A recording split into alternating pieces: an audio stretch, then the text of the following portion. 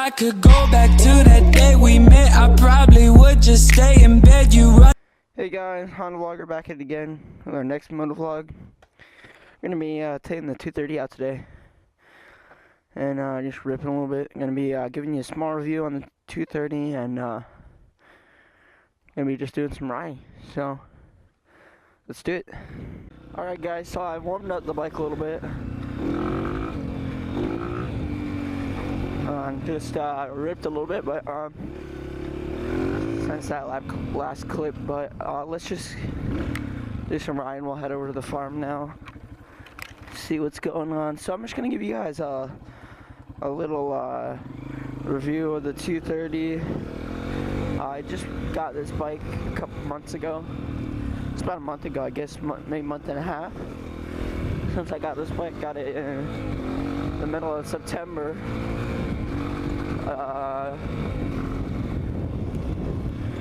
But yeah, so obviously the Crf 230 has 228 to 222 cc's, I believe, somewhere in between there. And yeah, it's definitely, it puts down some power, but compared to the Crf 250 R, it is a little bit underpowered because of the I guess trail riding, and it's geared for trail riding because of its shorter wheelbase. And obviously the 250R is geared for racing because of its longer wheelbase, and it has its own separate thing. So yeah, but it's got its own frame. A 230 is just a 230cc motor put on a Crf 150 frame. So it's got a way shorter wheelbase than a bike with this engine should, which is why it's way better for bouncing over logs and things like that. So, I mean, people have completely said this thing is trash, but if they're used to riding a long wheelbase 450, you know, it's obviously going to be trash for them. But I absolutely love this bike. It's amazing. Like, compared to my Crf 100 that I used to have, this thing puts down way more traction and just way better for trail riding and things like that I'm usually doing. So it's just a way better bike for me, but obviously you have to pick out a bike for what,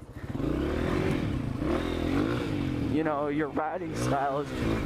For me, I'm more of a trail riding guy. I love wheelies, obviously, but it's just more practical for me for this bike, because obviously you can still do wheelies on this bike, but this bike really shines, not in the top speed section, but more in the trail riding aspect of things. So I mean, like enduro races and things like that, this bike is really gonna shine. But I mean, if you're just going out to the track, this bike is not gonna be for you if you're trying to do top speed runs at the track and that's what you do. This thing is better for bumps and hill climbs and things like that. It's really made for the rocks and the hills, which, I mean, obviously this bike isn't going to be your top choice for that.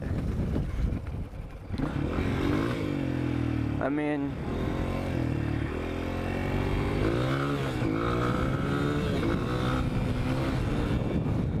what I love about this bike is its 6-gear transmission. So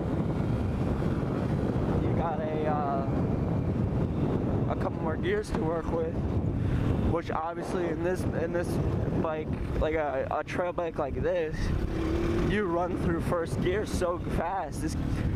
This bike is made for really short.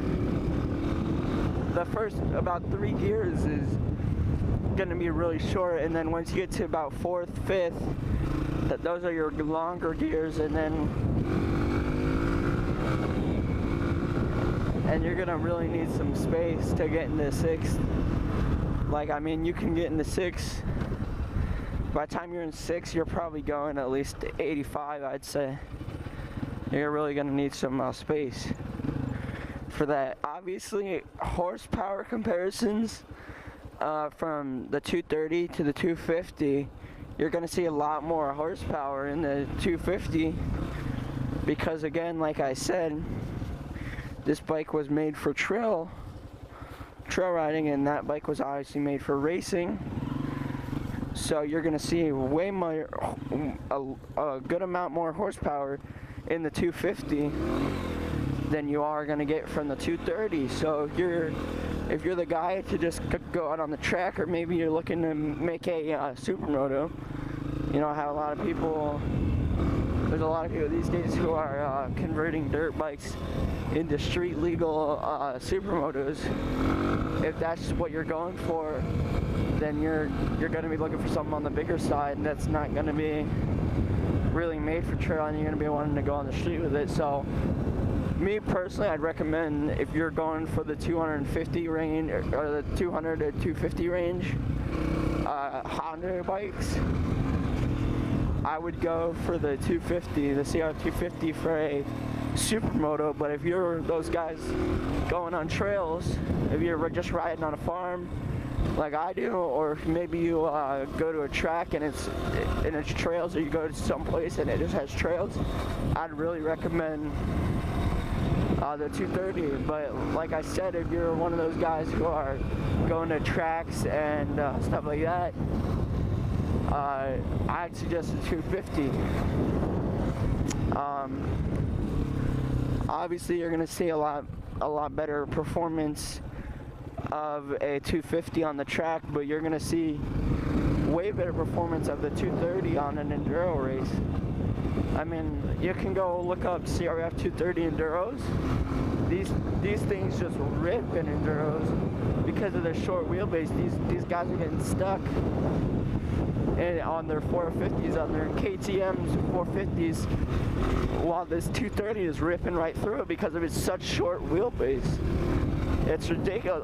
I've been watching the video. I've watched a couple of videos myself, and these people are. I've watched reviews on the 250, and they're saying the 230 is so slow. I mean, yes, the 230 is so slow compared to a 450, but when you're used to riding maybe 100 or 150, this thing is great. Like, I mean, I moved from the 100. Obviously, that bike got stolen, sad face. But you know, I moved from the 100 to this, and I mean, it's a big step up for me. But obviously, for people who are comparing a 230 to a 450 or a 250, even, I mean, you're gonna see a large difference in between that. So I mean, like, you gotta be smart with your IC decision on a dirt bike. But obviously, I've never rode a 250, so I couldn't tell you if it feels better to ride a 250. But obviously, I have a 230, so I can give you some insight on the 230.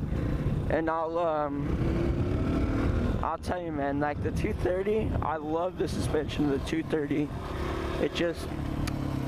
I just feel like the 230 suspension is built for what I like riding. The back is stiff, very stiff. That's how I like it, because, like, look, when I go around this corner,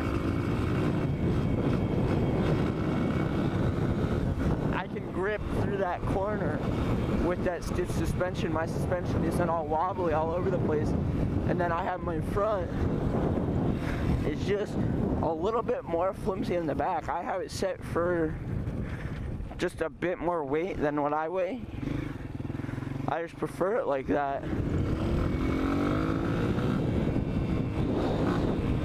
But you know, obviously your riding preference just depends on what you're gonna buy and what you're gonna like.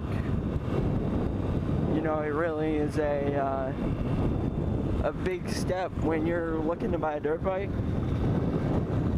So yeah.